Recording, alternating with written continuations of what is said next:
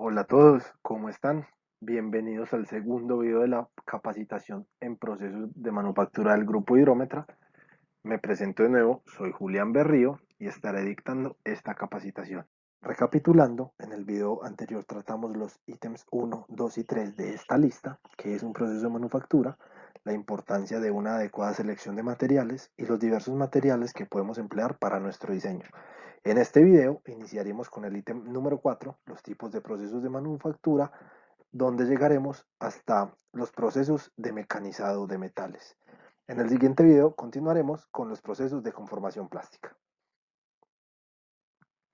¿Qué tipos de procesos de manufactura existen? Pues pueden estar faltando algunos, pero en general hablamos de estos que hay acá, de procesos de solidificación, procesos de maquinado, de deformación plástica, procesos de unión, manufactura aditiva, de tratamientos térmicos y de procesos de manufactura para materiales compuestos. La primera familia de procesos que vamos a tratar será la de los procesos de solidificación.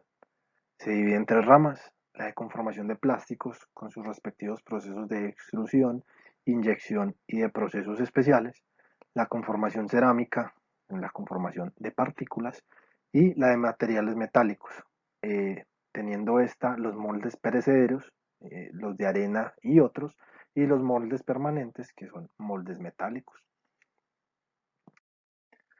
Para la conformación de plásticos, podemos decir que los polímeros tienen una variedad de formas en las que los podemos fabricar, siendo estas formas volumétricas, láminas y películas o fibras. Esto depende de la industria en la que yo voy a estar trabajando y del diseño que yo tengo. Empezando entonces con los procesos de solidificación para la conformación de plásticos, hablaremos en primera instancia de la extrusión. En este proceso se genera una compresión dentro de una máquina extrusora donde un tornillo mezcla y aplica presión a un polímero. La fricción lo calienta y funde el material, mientras que al mismo tiempo la compresión impulsa el polímero a salir por un dado que tiene ya la forma que le queremos dar al material. Se pueden fabricar tubos, mangueras, formas estructurales, hojas y películas, incluso filamentos y algunos alambres recubiertos para las aplicaciones eléctricas. Todo esto teniendo en cuenta que siempre deben ser elementos de sección transversal constante. ¿Qué puedo fabricar por este método? Termoplásticos y elastómeros. El segundo método del que vamos a hablar es la inyección, es relativamente similar. Sin embargo, en este el polímero se calienta y se fuerza a fluir bajo altas presiones en una cavidad de un molde donde se solidifica. Acá no dependemos de que sea un elemento de sección transversal constante, sino que podemos obtener unas geometrías bastante intrincadas, obteniendo incluso componentes pues, prácticamente listos para ser empleados. Es muy buena para grandes volúmenes de producción, solo se pueden emplear termoplásticos, pero es bastante costoso el proceso. Tenemos en tercera instancia el moldeo por compresión. Acá pues, es una versión simplificada un poco del proceso de inyección. Es para geometrías más simples y producciones menores. El molde se calienta. En el molde yo pongo mi polímero y tras esto procedo a realizar el moldeo. ¿Cómo? Bajando un carnero, una prensa, que aplica una presión y el material se ve obligado a tomar la geometría del molde.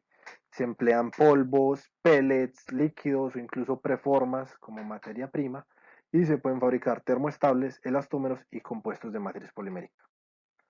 Tenemos también el moldeo por transferencia. Este es bien interesante porque acá podemos fabricar termoestables, también elastómeros. ¿Y cómo funciona? El elastómero se carga en una cámara que precede una cavidad. Allí se calienta y posteriormente aplico presión para que el polímero fluya y llene la cámara. Tenemos también por su parte el moldeo por soplado. En este proceso el aire entra a presión en un plástico que está calentado, abrazado por un molde. Esta presión hace que el plástico se expanda y toma la forma de la cavidad. Generalmente con esto que se fabrican botellas, ¿cierto? Hasta el momento hemos mencionado unos, digamos, procesos de manufactura para altas tasas de producción, pero son muy costosos. ¿Por qué? Porque necesitan unos moldes específicos muy caros y una maquinaria también pues, de elevado costo. Tenemos el termoformado. Acá lo que se emplea como materia prima son hojas o láminas de material termoplástico que se calientan y se deforman para copiar la forma que deseamos de un molde. Comúnmente se generan películas finas para empaques de cosméticos, empaques de herramientas. También se pueden sacar pues, películas gruesas para botes, anuncios, bañeras, juguetes. Acá hay una imagen del proceso, tenemos nuestra lámina, se calienta, este se llama proceso con molde macho o positivo, en donde digamos que tenemos la forma de la geometría que queremos y se la imprimimos al material. Este es un proceso de molde hembra en donde yo hago que el material mediante un calentamiento y una presión negativa o de succión tome la forma de la cavidad del molde. Tenemos por su parte el rotomoldeo, en donde un material polimérico triturado ingresa en un molde rotativo donde se calienta y debido pues al giro al que está sometido el molde empieza a recubrir todas las paredes, ¿cierto? Hasta obtener un espesor relativamente igual en todo el volumen y es muy bueno para sacar piezas grandes, eso sí, huecas, eh, por lo que esta limitación, digamos, de geometrías que podemos obtener es algo a tener en cuenta y también pues es bastante costoso en términos de producciones bajas, es apto pues para unas producciones elevadas. Otros procesos de interés para la conformación de plásticos vendrían a ser el calandrado, en donde yo ingreso un plástico fundido a un tren de rodillos que cada vez van reduciendo el espesor hasta obtener una lámina continua polimérica que pues, enrollo en un cilindro para después cortar en la longitud que yo deseo. Y también tenemos la producción de espumas, pues todos hemos lavado platos, supongo. Ellas generalmente se producen a partir de polímeros por un proceso similar a la inyección en donde yo ingreso también aire, lo que genera pues todas estas cavidades que tiene mi espuma. Tenemos también ahora los materiales cerámicos que se conforman por procesos de solidificación. Acá el molde de los cerámicos se logra mezclando un polvo cerámico con un líquido, también conocido como un aglutinante, siguiendo usualmente los siguientes pasos. La preparación de la materia prima en polvo. Yo debo hacer un tamizado del material cerámico triturado para garantizar la granulometría y que yo tenga al final las propiedades mecánicas adecuadas, depende pues del tamaño de la partícula.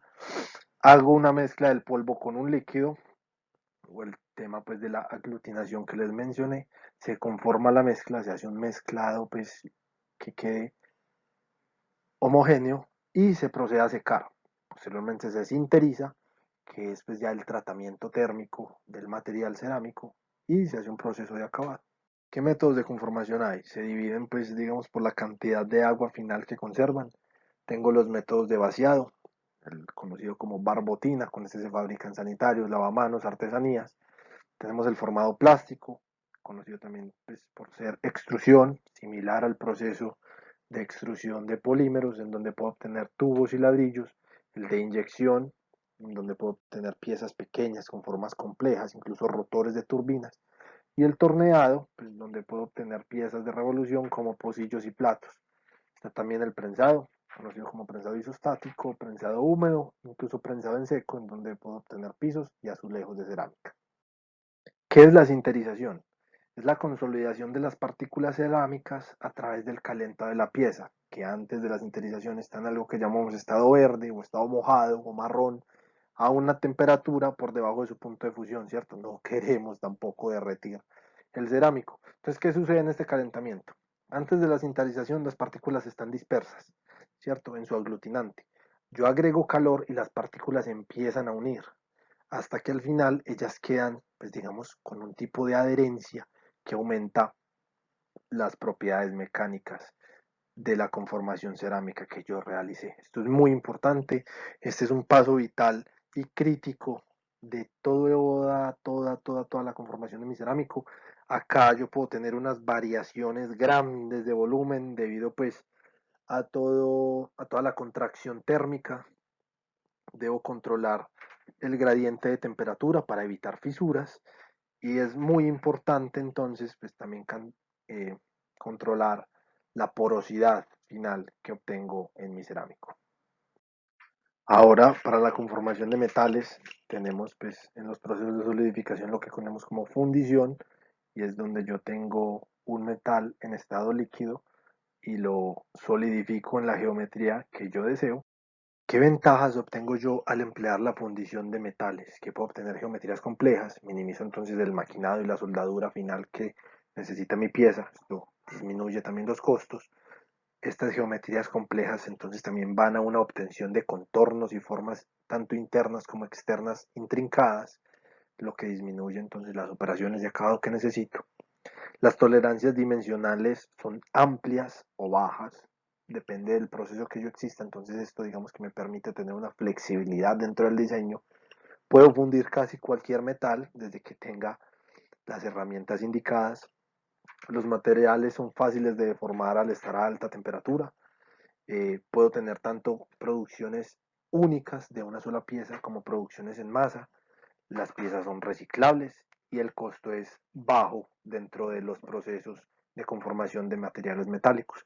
¿Qué desventajas tengo? Que hay alta tasa de defectos, pueden ocurrir porosidades, impurezas, existencia de óxidos, juntas frías, rasgadas en caliente, pandeos. Las propiedades mecánicas dadas estos defectos no son las mejores. La precisión dimensional debido, pues, digamos, a las contracciones térmicas también pueden estar jugándonos en contra. El acabado superficial no es el mejor dependiendo del molde que yo emplee y es una actividad peligrosa debido a que estoy trabajando a altas temperaturas. Los clasificamos entonces según sus principales ítems, llamémoslos así, serían molde, modelo, matacho y el tipo de llenado.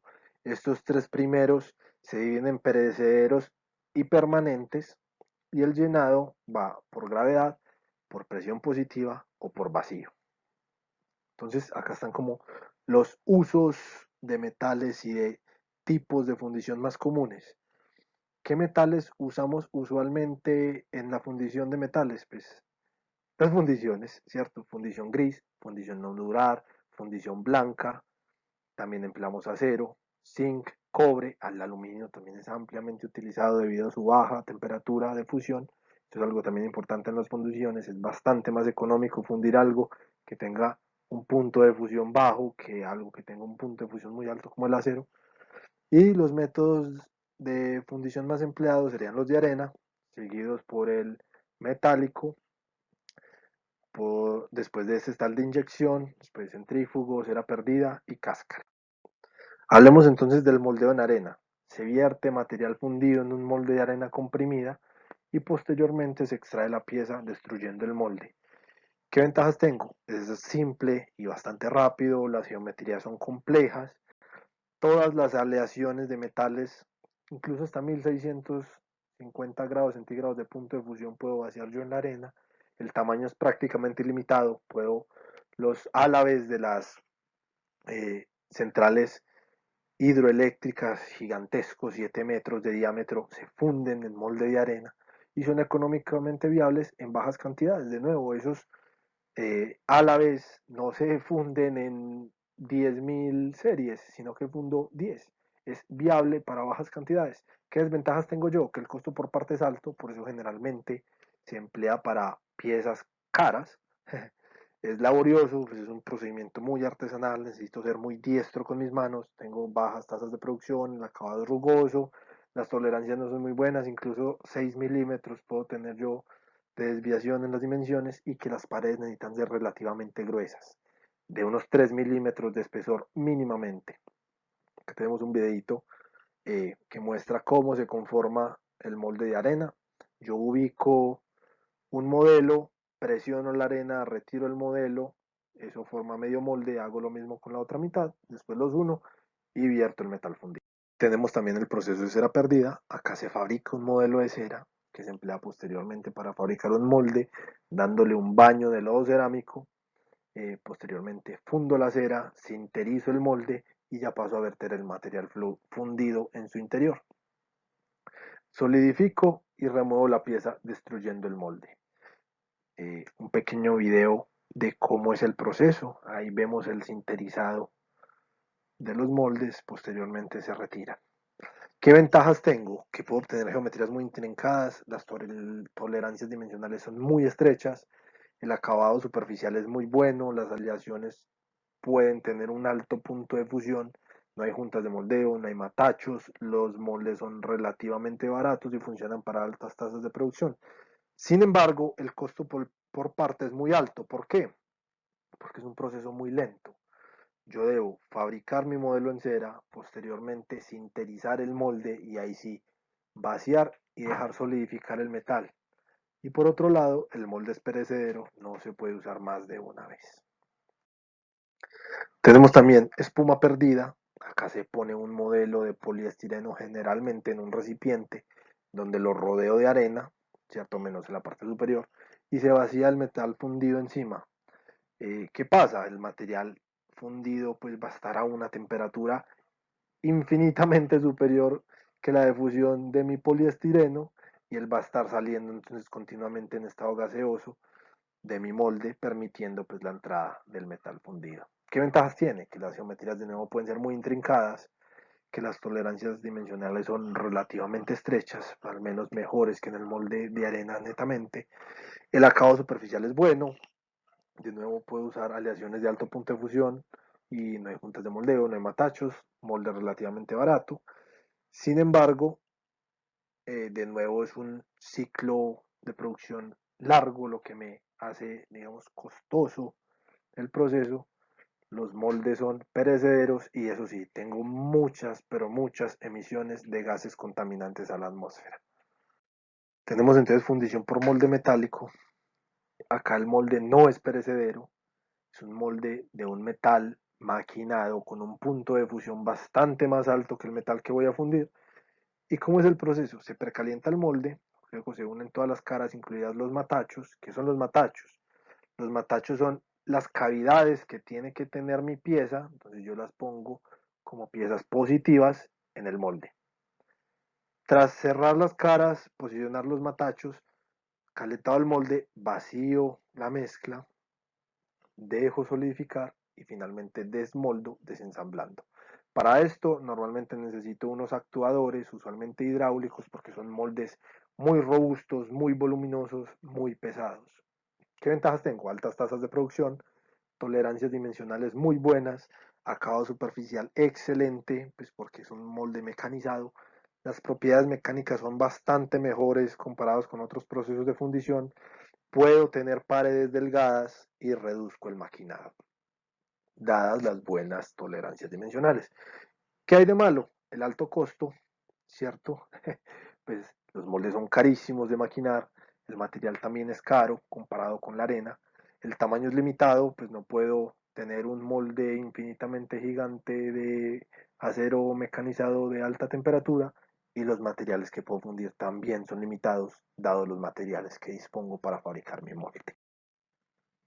Tenemos entonces también el moldeo en cáscara.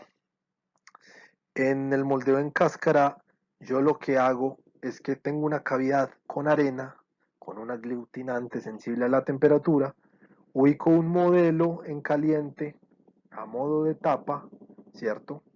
A modo de tapa de mi cavidad y la volteo. Después de voltear, dejo que se enfríe y una capa de arena, dado el aglutinante sensible a la temperatura, queda adherida al modelo. Posteriormente lo retiro, me queda una conchita y la sinterizo. Con esto obtengo medio molde. Hago lo mismo con la otra parte del molde y ya procedo a vaciar mi metal y posteriormente, como es un molde partido, lo desmoldo con relativa facilidad. ¿Qué ventajas tengo? Precisión y excelente acabado superficial. Las cáscaras se pueden almacenar para posteriormente ser utilizadas nuevamente y por un largo tiempo, no necesitan un cuidado especial, no se requiere maquinado posterior, pero hay un problema con las patentes, la rentabilidad es para el dueño de la patente y el aglutinante sensible a la temperatura, que generalmente es una resina, es bastante costosa y el consumo es alto. ¿Qué otros métodos de fundición tenemos? Tenemos la fundición por compresión, tenemos un dado con la forma final del material vertemos en el dado el material fundido, bajamos un carnero en una prensa, genera presión, el material fundido debe fluir por la cavidad resultante, dejamos solidificar y al final un actuador extrae la pieza. Tenemos también el moldeo por centrifugado, donde tengo un molde rotativo en el que vierto el material metálico en su estado líquido, donde procedemos a hacerlo girar y la aceleración centrífuga ocasiona que el metal fluya y llene todas las cavidades. Entonces, ¿qué consideraciones debo hacer yo para seleccionar mi proceso de fundición? Respecto a la pieza, debo saber qué tipo de metal voy a fundir, qué tamaño y qué masa va a tener la pieza final, el volumen de producción que debo suplir, qué tolerancias dimensionales debe tener mi pieza, el acabado superficial que espero y las propiedades mecánicas que quiero. Respecto al proceso, qué costos de equipo estoy dispuesto a asumir, qué costos de insumo estoy dispuesto a asumir, los costos de la preparación de los moldes, acá en esto es básicamente lo que manda es el bolsillo, y qué método de limpieza para las piezas estoy dispuesto a suplir, al igual que qué tratamientos superficiales necesito después de producir. Eh, los procesos que a continuación vamos a trabajar son los procesos de maquinado. Esto incluye una gran cantidad de procesos diseñados para remover material de una pieza en bruto, ¿cierto? Este material indeseado lo llamamos viruta después de ser retirado y es básicamente un problema de desgaste controlado. Se dividen entonces pues de a cada unos elementos importantes, siendo estos la pieza, eh, el material pues en bruto que tengo que posteriormente se va a transformar en mi elemento diseñado. Tengo la herramienta de corte, que es la que retira el material de manera controlada. Tengo los fluidos de corte, que son los que disminuyen pues un desgaste prematuro en mi herramienta y que también disminuyen el desgaste indeseado de la pieza a manera de refrigerantes y de lubricantes. Y la máquina herramienta, que es finalmente lo que yo opero para obtener la pieza final. Bueno, ¿qué ventajas tienen los procesos de maquinado? Que se puede emplear para fabricar variedad de materiales, metales, polímeros, cerámicos, variedad de formas, puedo obtener roscas, agujeros, bordes afilados, puedo tener diversos tamaños. La precisión dimensional es excelente, ¿cierto? El acabado superficial también es muy bueno. Eh, son bastante mejores en este aspecto que la conformación mecánica o las fundiciones y que los perfiles internos son muy precisos, ¿cierto? También puedo obtener texturas exóticas que no puedo obtener con otros procesos de manufactura, pero, siempre hay un pero, hay desperdicio de material, el costo es alto porque es muy demorado remover tanto material, se requiere mano de obra calificada y los tiempos son largos, como les he mencionado. Hablemos entonces de qué tipos de procesos de mecanizado tenemos. Tenemos el torneado, es un proceso de remoción de material en el que se obtienen piezas a partir de la revolución de un material en bruto, entonces pues es lógico que estemos limitados a obtener piezas que sean sólidos de revolución. Hay un pequeño GIF de cómo funciona el proceso. Yo hago rotar sobre su eje axial una pieza y voy removiendo material. ¿Qué, digamos, procedimientos por realizar en un torno cilindrado, o sea, la remoción de material diametralmente dada una longitud por toda la pieza? Esto puede hacerse pues, de manera recta o cónica o contorneando, también formas, achaflanado o darle al borde pues, de la pieza un chaflán. Puedo generar tronzado o la generación pues, de una ranura recta en el material. Puedo roscar. De igual manera pues también puedo hacer perforaciones, mecanizar caras internas y puedo también hacer moleteados, que son la obtención de texturas en la pieza. Tenemos también el fresado, un proceso también de remoción de material en el que se obtiene una pieza a partir de un material en bruto, en este caso sujetado firmemente en un banco de trabajo, mientras una herramienta giratoria se desplaza en generalmente 3 o más ejes, arrancando viruta en esas direcciones. Se pueden obtener piezas pues ya finales, sin embargo los tiempos de proceso son bastante extensos. Acá vemos pues un fresado CNC o de control numérico. ¿Esto qué significa? Que yo programo la máquina y no necesito de un operario que le esté dando las órdenes, sino que ella automáticamente se guía por mi código y mecaniza la pieza. Estos son los tipos de mecanizado que mejor calidad superficial dejan y mejores tolerancias dimensionales tienen. Acá un recuento también de algunas de las operaciones que puedo realizar en fresado. Tenemos planeado de superficies, planeado con avance elevado, fresado en escuadra, podemos fresar ranuras, hacer cortes, generar chaflanes. Hay pues de hecho bastantes operaciones en esta máquina herramienta. Acá algunas más, generación de roscas, puedo generar geometrías circulares sobre una superficie, generar rampas. Tenemos entonces también el rectificado, generalmente es un proceso de acabado, porque solamente empleando la rotación de un material de extrema dureza me permite remover capas muy delgadas de un material, ¿cierto? Utilizándose en la etapa final de fabricación para mejorar aún más la tolerancia dimensional y el acabado superficial del producto que yo deseo.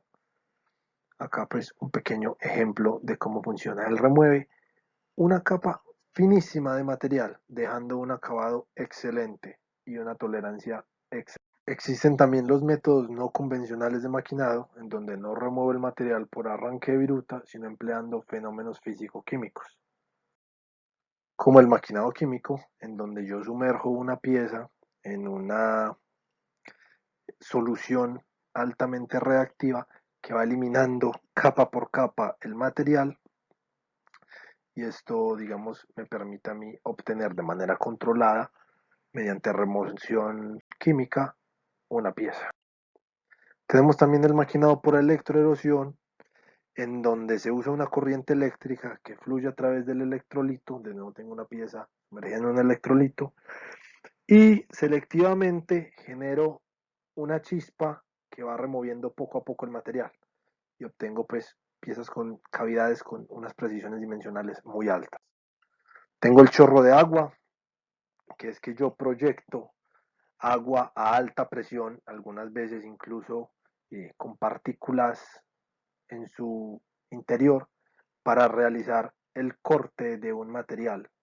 Esto permite cortar materiales metálicos de altos espesores, pero debo tener en cuenta que es muy probable que exista un desvío a través del espesor del material en el corte. Muchas gracias por estar en este video conmigo, por acompañarme en este tema tan interesante de los procesos de manufactura, y espero que continúen con el siguiente video para que terminemos de ver todos los procesos de manufactura con los que contamos.